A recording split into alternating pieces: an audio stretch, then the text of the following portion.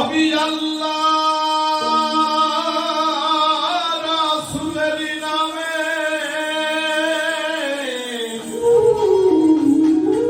ভাসালি নামে সফিনা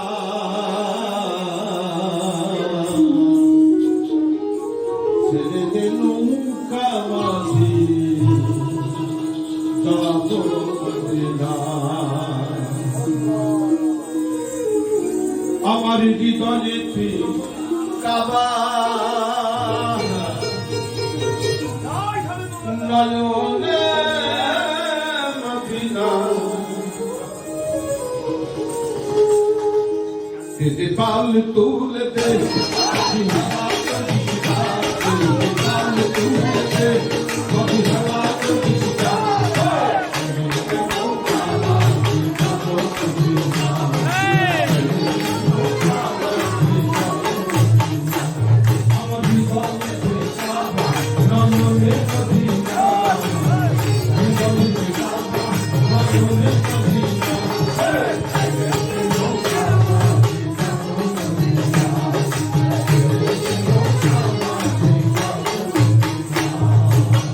বাউল শফি মণ্ডল বাংলাদেশে এই মুহূর্তে বাউল শিল্পীদের মধ্যে সবথেকে জনপ্রিয়।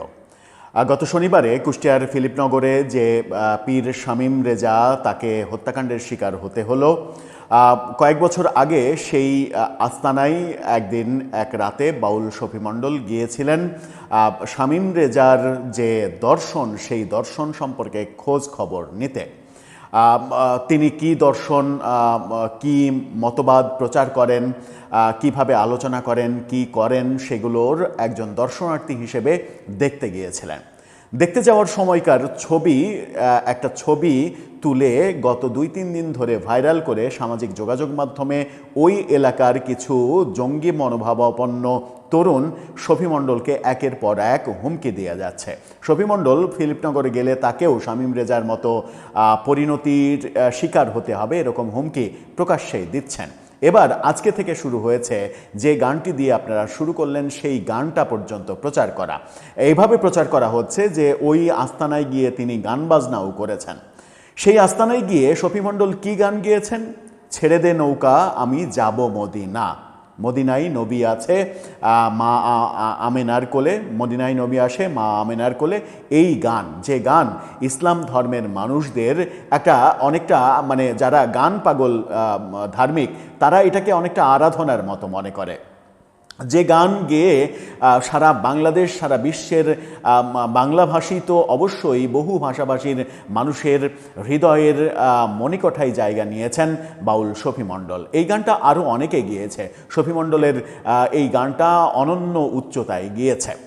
যে গানে লা ইলাহা ইল্লাল্লাহু মুহাম্মাদুর রাসূলুল্লাহ গানে কিংবা গানের বর্ণনায় তিনি বারবার উচ্চারণ করছেন, যে গানে নবীর মদিনা, প্রিয় মদিনা, মা আমেনার কথা বলছেন, সেই গান যদি একটা বেধর্মী একটা ইহুদি খ্রিস্টানের মঞ্চে গিয়েও যদি সেই গান গাওয়া যায় তাহলে সেই গান যিনি গাচ্ছেন তাহলে তার কি অপরাধ হবে? নাকি তাকে আপনি এভাবে প্রশংসা করবেন যে ইহুদি খ্রিস্টানের মঞ্চে গিয়েও যিনি আমার প্রিয় নবীর কথা বলতে পারেন, তিনি প্রকৃত নবী প্রেমী, তিনি প্রকৃত ইসলাম প্রেমী। অথচ বাউল শফি মণ্ডলকে মানে কি বলবো, নাস্তিক, বেধর্মী, শিরক করে ওই শামীম বাবার মানে আস্তানায় গিয়ে শামীম বাবার অনুসারী হরে সপি করে এখন শামীম বাবাকে, পীরকে মাটি দেওয়ার দায়িত্ব শফি মণ্ডলকেই নিতে হবে। এই ধরনের কাজ, এই ধরনের প্রচার প্রচারণা ফেসবুকে যারা করছে তাদের ব্যাপারে আইন শৃঙ্খলা রক্ষাকারী বাহিনী কি করছে? এবং সব থেকে ভয়াবহ খবরটা আমরা আগে থেকেই জানতাম, শনিবার রাত থেকেই জানতাম যে শফি মণ্ডলের বাড়িতে পুলিশ পাহারা বসানো হয়েছে। আজকে এসে বাংলাদেশের সমস্ত গণমাধ্যমে খবরটি হয়েছে ভাইরাল। গণমাধ্যম 2 দিন পিছিয়ে থাকলেও হয়তো খবরটাকে অত গুরুত্বপূর্ণ ভাবেনি, কিন্তু 2 দিন পরে এসে গণমাধ্যম অনেক বেশি গুরুত্বপূর্ণ ভাবছে এই ঘটনাটাকে। কি বলছে গণমাধ্যম, কি বলছেন শফি মণ্ডল নিজে, কি বলছে পারিপার্শ্বিক অবস্থা। একই দিনে আবুল সরকার, মহারাজ আবুল সরকার জামিনে মুক্ত হলেন, কারামুক্ত হলেন। এই মুক্ত হওয়া নিয়েও অনেক কথা শোনা যাচ্ছে, সেগুলো কেন হচ্ছে চলুন একটু জেনে দেখে এই ভিডিওতে। থাকবেন পলিটিক্স টিভির নিয়মিত আয়োজনে।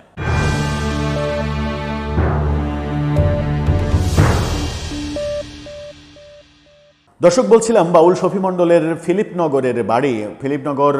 ফিলিপনগরে তো এখন তার বাড়ি না, আসলে তার বাড়িটা এই মুহূর্তে হোসেনাবাদের যে মূল মোড় থেকে একটু আগালেই তার বাড়িটা।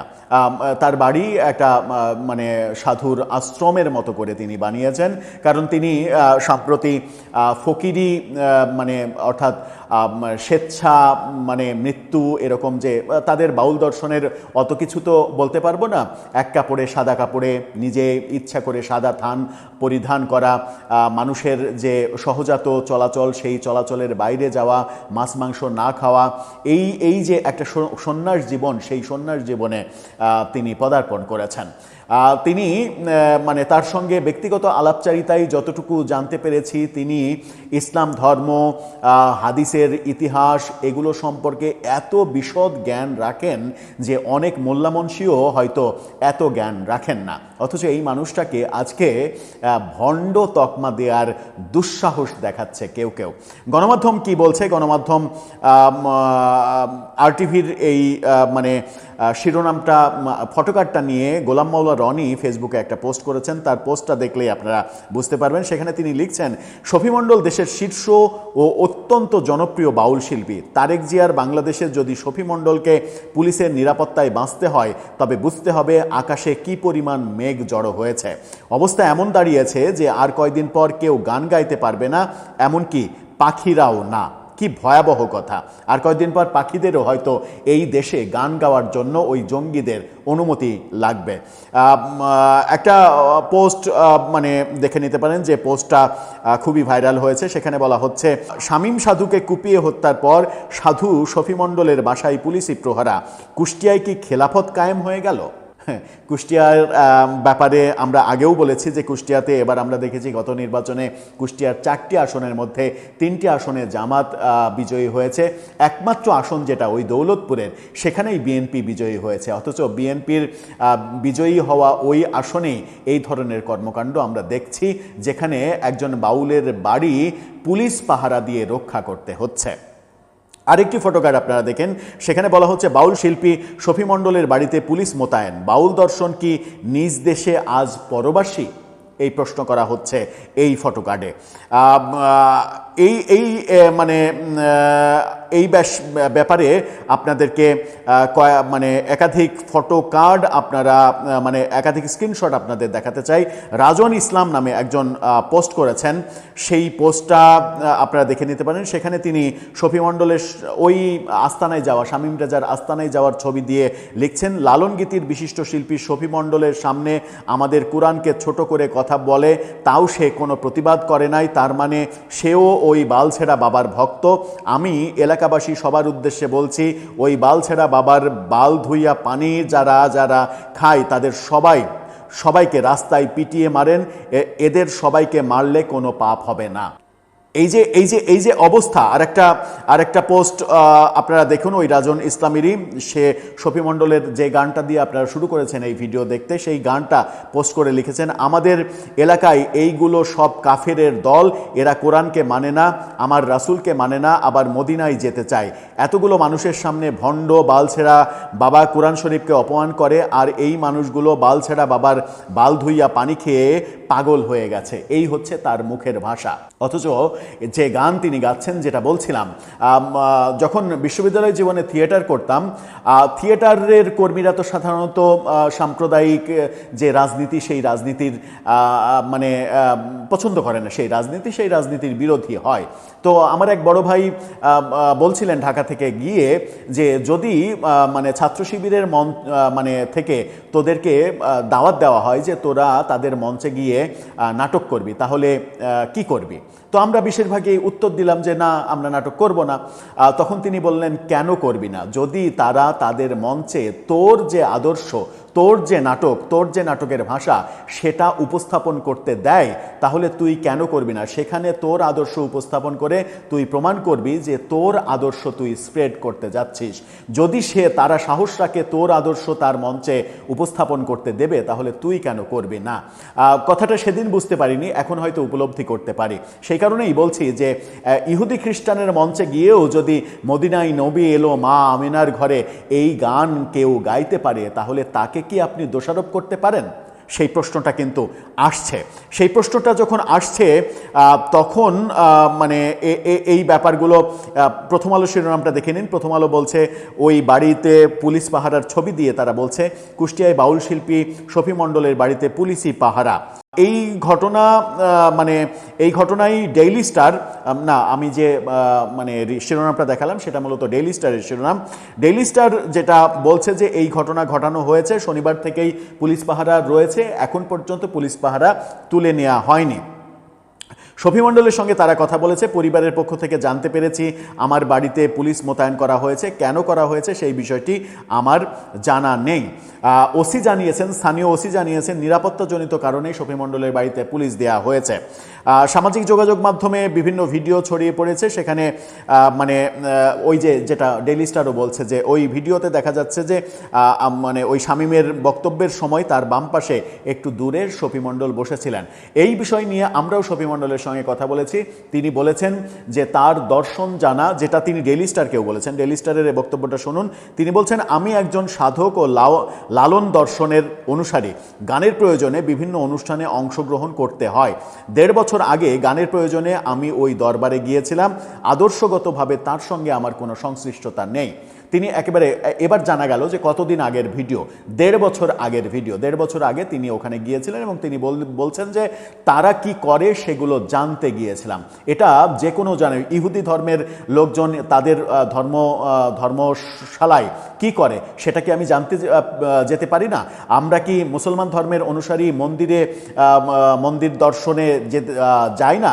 সারা দেশে বহু পুরনো মন্দির, যেমন রাজশাহীর পুঠিয়া মন্দির, শত শত বছরের আগের ঐতিহ্য এবং একমাত্র পৃথিবীর ইতিহাসে সম্ভবত একমাত্র কোনো রাজবাড়ি যে এক রাজবাড়িতে এত মন্দির অবস্থিত, যেটা পৃথিবীর ইতিহাসে আর বোধহয় কোথাও নেই। তো সেই ঐতিহাসিক জায়গা দর্শন করতে গেলে আমি কি ইসলামচ্যুত হয়ে যাব?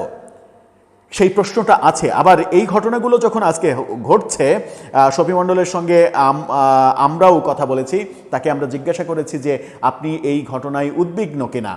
তিনি বলেছেন যে মানুষ যেমন জন্মে এটা সত্য, তেমনি মানুষ মারা যাবে এটাও সত্য। আর মৃত্যুর যে সাদা কাফন সেটা তো অনেক আগেই বরণ করে নিয়েছে। সুতরাং জীবন নিয়ে আর মৃত্যু নিয়ে আমার ভাবনা নেই। আমার ভাবনা হচ্ছে দেশ নিয়ে, দেশের মানুষ নিয়ে এবং দেশের মানুষের অন্ধত্ব নিয়ে, যে আমরা ধর্ম রক্ষার নামে যা করছি সেটা মূলত ধর্মবিরোধী কাজ। কারণ আমার প্রিয় ধর্ম কখনোই কাউকে শেখাচ্ছে না আপনি কোনো মানুষকে হত্যা করেন কিংবা কোনো মানুষের ক্ষতি সাধন করেন। মানুষের উপকার করা, মানুষের পাশে দাঁড়ানো, মানবতার কথা বলা, এটা যেমন ধর্মের বাণী তেমনি এটা লালনেরও বাণী। এবং লালন সব থেকে বেশি এই জাতপাত নিয়ে সব থেকে বেশি গানের কথা বলেছেন। এবং লালন আজকের সমাজে অনেকেই এই আলোচনা করেন, আজকের সমাজে যদি লালন সাঁইজির জন্ম হতো তাহলে ওই গোপনে যে বেশ্যার ভাত খায় তাতে ধর্মের কি ক্ষতি হয়, এই গান কিংবা জাত গেল এই মানে পদ রচনার জন্য তাকেও হয়তো অন্ধ এই ধর্মান্ধ উগ্র সাম্প্রদায়িক গোষ্ঠীর রোষানলে পড়তে হতো। এবং তাকে যে রোষানলে পড়তে হয়েছে, লালন তার মানে যখন কুষ্টিয়াতে আস্তানা গাড়েন তাকে যে ধর্মান্ধদের রোষানলে পড়তে হয়েছে সেই ইতিহাস তো আমরা জানি। এবং সেই রোষানলে থেকে জঙ্গলে বাস করে নিজেরাই নিজেদেরকে যেন সেফ রাখতে পারে সেই কারণে লালন তার মানে আধ্যাত্মবাদের চর্চায় এবং অনুসারীদের মানে বাঁশের লাঠি হাতে রাখার পরামর্শ দিয়েছেন এবং সেই প্রস্তুতি রাখতে বলেছেন যে নিজেরাই নিজেদেরকে রক্ষা করতে হবে। বোধহয় লালনের সেই আদর্শও এই সমাজে বাস্তবায়নের সময় হয়ে গেছে, যে এই সমাজে আপনি শুধুমাত্র আপনার কোনো তত্ত্ব নিয়ে বসে থাকলে হবে না, কিংবা আপনি মানবতার কথা বলতে গেলে হবে না, আপনি আক্রমণের শিকার হতে পারেন। সেই কারণে আপনার আত্মরক্ষার দায়িত্ব সম্ভবত আপনার উপরেই বর্তাবে, এরকম একটা সমাজে আমরা পদার্পণ করছি। শফি মণ্ডলের এই ঘটনাটা যখন ঘটছে তখন আমরা দেখছি, এই শিরোনামটা দেখে নিন, সেখানে বলা হচ্ছে বাউল আবুল সরকার কারামুক্ত। বাউল আবুল সরকার আজকে কারামুক্ত হয়েছেন। দীর্ঘ কারাবাসে রাখা হয়েছিল, প্রফেসর ইউনূসের মেটিকুলাস ডিজাইনে তাকে কারাগারে রাখা হয়েছিল, তিনি কারামুক্ত হলেন। গত 6 এপ্রিল ধর্মীয় অনুভূতিতে আঘাতের অভিযোগের মামলায় তাকে 6 মাসের অন্তর্বর্তীকালীন জামিন দিয়েছে হাইকোর্ট। এই জামিন মানে দেয়া হলো, এবং মামলার বিবরণে বলা হয়েছিল গত বছর 4 নভেম্বর মানিকগঞ্জের ঘিওর উপজেলায় একটি গানের অনুষ্ঠানে অংশ নেন আবুল সরকার। সেখানে তার পরিবেশনায় ধর্মীয় অনুভূতিতে আঘাতের অভিযোগ এনে ঘিওর বন্দর মসজিদের ইমাম মুফতি মোহাম্মদ আবদুল্লাহ এই বাউল শিল্পীর বিরুদ্ধে মামলা করেন। ওই একই অভিযোগ, একই কথা। তিনি যে দীর্ঘ পালাগান গাচ্ছেন, সেই দীর্ঘটুকু না শুনে অল্প একটু যে অংশটা প্রকাশ করলে বিকৃত হবে সেই অংশটা প্রকাশ করে এই উস্কানি দেওয়া হয়েছিল। পরবর্তীতে আমরা দেখেছি যে 19 নভেম্বর তাকে মাদারীপুরের একটা অনুষ্ঠান থেকে গ্রেপ্তার করেছিল পুলিশ।